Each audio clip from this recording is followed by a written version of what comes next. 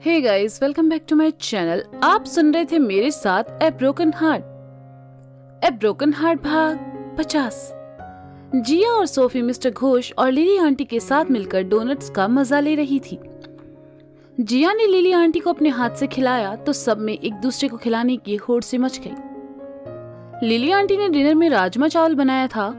उन्होंने सोफी से वो भी ले आने को कहा और चारों ने साथ मिलकर खाना खाया। जिया और सोफी का अपने लिए प्यार देखकर आज लिली आंटी बहुत खुश थी। खाना खाने के बाद सोफी उठी और बर्तन उठाते हुए कहा, लिली आंटी आप और अंकल बैठिए, मैं और जिया ये बर्तन धो देते हैं। जिया चलो ये बर्तन उठाने में मेरी मदद करो। लेकिन तुम इन्हें अकेले भी धो सकती हो, ये इतने ज्यादा नहीं है। जिया ने उंगलियों पर लगे चावल राजमा को चाटते हुए कहा। जिया की बात सुनकर लिली आंटी ने उसकी तरफ देखा तो जिया ने झेपते हुए बर्तन उठाए और कहा, मैं तो बस मजाक कर रही थी, मैं और सोफी ये धो देंगे। सोफी और जिया ने बर्तन उठाए और लेकर किचन में चली आई। सोफी ने सब बर्तनों को सिंक के साइड में रखा और कहा, जिया तुम इन्हें सोप लगा दो, मैं इन्हें धो देती हूँ। तुमने क्यों कहा हम बर्तन धो देंगे? ये लिली आंटी भी तो कर सकती थी ना, उन्होंने मुझसे 2 डोनट्स ज्यादा खाए थे। जिया ने डिशवॉश उठाते हुए कहा। सोफी ने सुना तो जिया के सर पर एक चपत मारी और कहा, कभी कभी तुम बड़ी अजीब बातें करती हो। लिली आंटी ने हमें डिनर ऑफर किया, क्या हम उनके लिए इतना भी नहीं कर सकते? कल को तुम्हारी शादी हो जाएगी और तुम ससुराल जाओगी, वहां तो तुम्हें रोज बर्तन धोने होंगे, तब क्या करोगी तुम? तो क्या शादी बर्तन धोने के लिए की जाती है? और तुम अभी से मेरी शादी के बारे में बातें मत करो, अभी तो मेरे खेलने कूदने के दिन है। जिया ने अपने दोनों हाथों को गालों से लगाकर क्यूट बनते हुए कहा, चलो अब जल्दी से बर्तन धोने में मेरी मदद करो। सोफी ने कहा तो जिया की मदद करने लगी। बर्तनों पर साबुन लगाते हुए जिया की नजर एकदम से लिली आंटी के किचन में ऊपर रखे जार पर पड़ी, जिसमें चॉकलेट कुकीज रखी हुई थी। सेम कुकीज जिया ने ईशान के घर पर खाई थी। उन्हें देखते ही जिया के मुंह से लार टपकने लगी। उसने जब देखा सिंक में बस 2 ग्लास बचे हैं तो उसने सोफी को साइड करते हुए कहा, इन्हें मैं धो देती हूँ, तब तक तुम चलकर बाहर बैठो। रहने दो जिया, ये मैं कर लूंगी, सोफी ने कहा। अभी थोड़ी देर पहले तुमने ही तो कहा था शादी के बाद मुझे बर्तन धोने होंगे, तो क्यों ना मैं अभी से ये सब सीख लूं, ताकि ईशान से शादी होने के बाद मुझे ये सीखना ना पड़े। जिया ने अपने पैर पटकते हुए कहा। सोफी ने सुना तो उसे जिया के बचपने पर थोड़ी हैरानी हुई और फिर उसने हाथ में उठाया ग्लास वापस सिंक में रखते हुए कहा, अच्छा ठीक है, लेकिन ध्यान से, मैं बाहर जाती हूँ, तुम ये धोकर सिंक साफ कर देना। हाँ मैं ये कर दूंगी, तुम जाओ, जिया ने खुश होकर कहा। सोफी वहां से चली गई। जिया ने झुककर किचन से बाहर देखा, हॉल में कोई नहीं था और सोफी भी वहां नहीं थी। जिया खुशी खुशी वापस सिंक के पास आई और गंदे पड़े सिंक को देखकर कहा, इसे मैं बाद में साफ कर लूंगी, पहले मुझे कुकीज टेस्ट करनी चाहिए। जिया उस तरफ आई जहां जार रखा था। उसने जैसे ही उसे उतारने के लिए हाथ बढ़ाया तो पता चला कि उसकी जार तक पहुंच बहुत दूर है। जिया ने अपने स्लीपर निकाले और किचन प्लेटफॉर्म पर चढ़ गई। अब जार आसानी से उसके हाथ में आ चुका था। जिया ने बड़ी ही सावधानी से उसे नीचे उतारा और वहीं प्लेटफॉर्म पर बैठकर उसका ढक्कन खोला। चॉकलेट कुकीज की खुशबू उसकी नाक से टकराई। ये काफी ताजा लग रहा है, मुझे टेस्ट करना चाहिए। नहीं जिया, तुम्हें लिली आंटी से पूछे बिना इसे नहीं खाना चाहिए। पर लिली आंटी तो अपनी है ना, और अपनों से क्या परमिशन लेना? और फिर लिली आंटी ने इन्हें यहाँ घर के बच्चों के लिए रखा होगा और उनके बच्चे तो यहाँ है नहीं, और घोष अंकल और लिली आंटी कुकीज खाते नहीं, और घर का सबसे क्यूट और प्यारा बच्चा तो मैं ही हूँ ना, तो मुझे यकीन है लिली आंटी इतने क्यूट बच्चे को मना नहीं करेगी। हाँ, एक कुकीज के लिए तो बिल्कुल नहीं, इसलिए मुझे इसे अब खा लेना चाहिए। हे चॉकलेट कुकी, जल्दी से मेरे मुंह में आ जाओ, तुम्हें खाने के लिए मैं बहुत बेताब हूँ। और ये कितना सॉफ्ट और यमी है। जिया ने खुद से और कुकीज से बातें करते हुए कहा और एक बिस्किट अपने मुंह में रख लिया और इसे खाकर उसकी आत्मा जो खुश हुई है, ये तो बस जिया ही जानती थी। अब जैसी जिया थी उस हिसाब से वह एक कुकीज पर कहाँ रुकने वाली थी। उसने जार से एक और कुकी निकाला और उसे खाते हुए कहा, ये काफी टेस्टी है। ये इतना टेस्टी है कि मैं इसे पूरे जार को खा सकती हूँ। लेकिन कुछ देर पहले ही मैंने कितना सारा राजमा चावल खाया था, तो मेरा पेट फट जाएगा। लेकिन ये इतने टेस्टी हैं कि मैं इन्हें छोड़ भी नहीं सकती। मैं कुछ अपने पास रख लेती हूँ, मैं इन्हें कल सुबह खा लूंगी। हाँ, ये ठीक रहेगा। जिया ने जार साइड में रखा और प्लेटफॉर्म से नीचे उतर गई। उसने कुछ कुकीज अपनी पैंट की जेब में भर लिए। जार आधा खाली हो चुका था। एक दो जिया ने अपने हाथों में लिए और खुश होकर कहा, बहुत सारी जेब वाली पैंटों का यही फायदा होता है। मैं ऐसी पैंट्स और लेकर आऊंगी। जिया ने ना बचे हुए बर्तन धोए, ना ही सिंक साफ किया, बल्कि किचन से जाते जाते एक कुकीज उठाकर मुंह में रख लिया और किचन से बाहर निकल गई। लेकिन जिया की बुरी किस्मत, बाहर निकलते ही सोफी उसे मिल गई। सोफी को वहां देखकर जिया ने जल्दी से अपने हाथों को पीछे छुपा लिया और मुंह भी एकदम से बंद कर लिया। लेकिन सोफी समझ गई कि जिया ने जरूर कुछ गड़बड़ की है। सोफी ने जिया को घूरते हुए कहा, पीछे क्या छुपाया है? कुछ भी नहीं। जिया ने हक बकाते हुए कहा। अच्छा, तो हाथ आगे करो। सोफी ने कहा, मुझे बहुत नींद आ रही है। मुझे लगता है मुझे सोने जाना चाहिए। कहकर जिया जैसे ही सोफी के बगल से निकलने को हुई, सोफी ने उसकी बाह पकड़कर उसे रोक लिया और अपने सामने करके कहा, तुम कब सुधरोगी जिया? तुमने फिर लिली आंटी की किचन से कुछ चुराया है ना? हाँ, क्या मैं तुम्हें चोर दिखती हूँ? जिया ने हैरानी से कहा। सोफी ने जिया की बात का कोई जवाब नहीं दिया, बस उसका हाथ पकड़कर उसे आगे करके बिस्किट दिखाते हुए कहा, ये सब क्या है?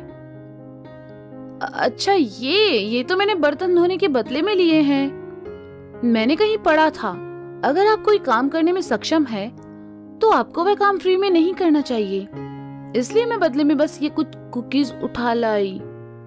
जिया ने मासूम बनकर बहाना बनाते हुए कहा। सोफी जिया को अच्छे से जानती थी, इसलिए उसने जिया का हाथ पकड़ा और उसे लेकर किचन में चली आई। किचन में आकर सोफी ने जब सिंक को गंदा देखा तो समझ गई जिया बहाने बना रही है। वह जिया को प्लेटफॉर्म की तरफ लेकर आई। सोफी ने किचन प्लेटफॉर्म पर रखे जार की तरफ देखा और जिया को देखकर हाथ में पकड़े बिस्किट उसमें वापस रखने का इशारा किया। जिया ने अपना निचला होठ बाहर निकाला और सोफी को देखा तो सोफी ने उसे घूरा।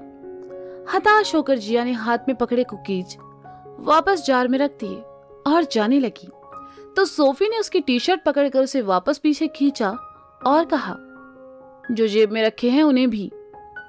जिया ने रोने जैसी शक्ल बना ली और एक एक करके सभी जेबें वापस खाली कर दी। सब कुकीज रखकर जिया जैसे ही जाने लगी, सोफी ने उसे फिर रोका और इस बार जिया ने चिढ़ते हुए कहा, अब क्या है? मैंने सब कुकीज रख तो दिए, अब सच में मेरे पास कुछ नहीं बचा है। मैंने तुम्हें कुकीज रखने के लिए नहीं रोका है, सोफी ने सहजता से कहा। तो फिर क्यों रोका है?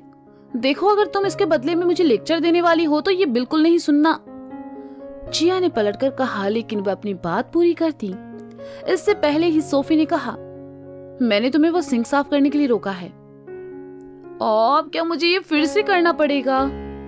जिया ने रुआंसा होकर कहा, अगर तुमने नहीं किया तो मैं अभी जाकर लिली आंटी को सब सच बता दूंगी। उसके बाद तुम्हें ये सिंक भी साफ करना पड़ेगा और लिली आंटी के लेक्चर भी सुनने पड़ेंगे।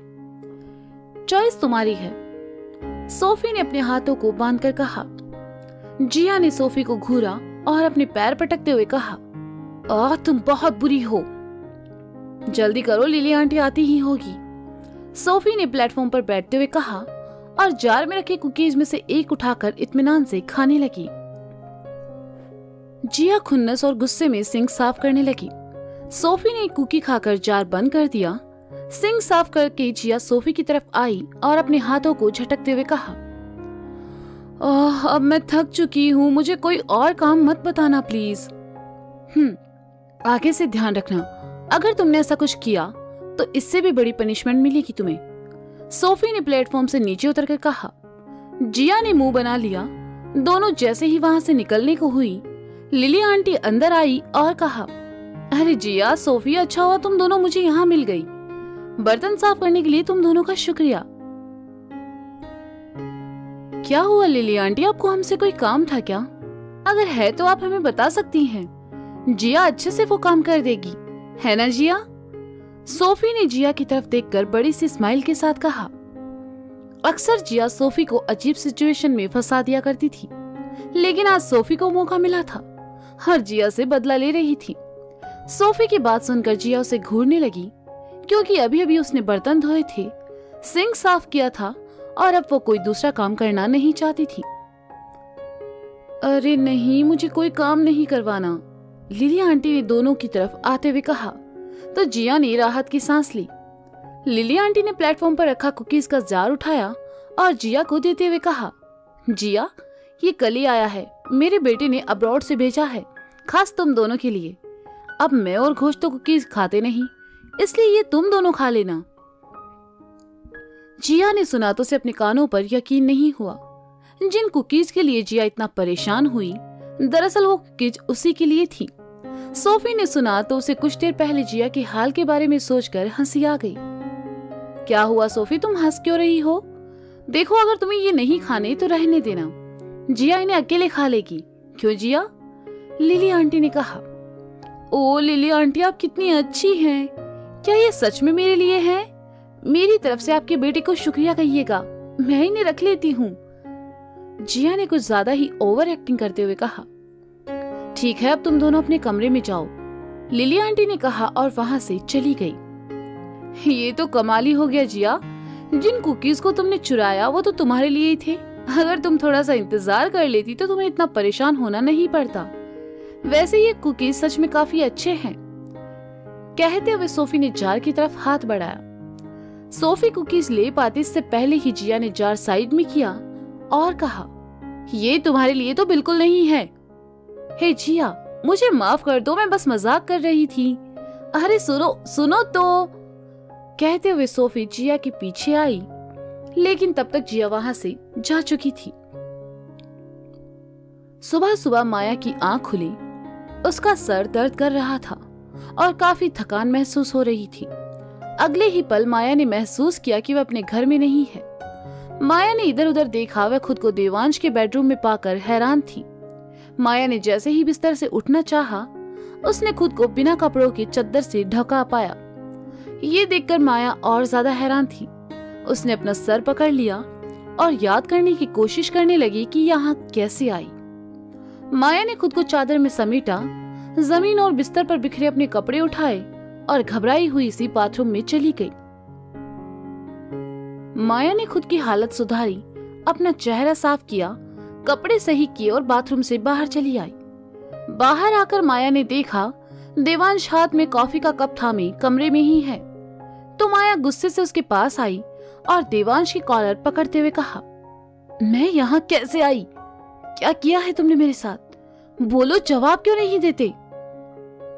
देवांश कुछ कहता इससे पहले ही एक फॉरेनर बालकनी से निकलकर कमरे में आया और कहा, hey mister Devansh, last night was amazing, I am so happy. Maya ने सुना तो हक्की बक्की सी देवांश को देखने लगी और देवांश कॉफी के घूंट भरते हुए कमरे से बाहर चला गया। तो दोस्तों, ये था ए ब्रोकन हार्ट भाग 50।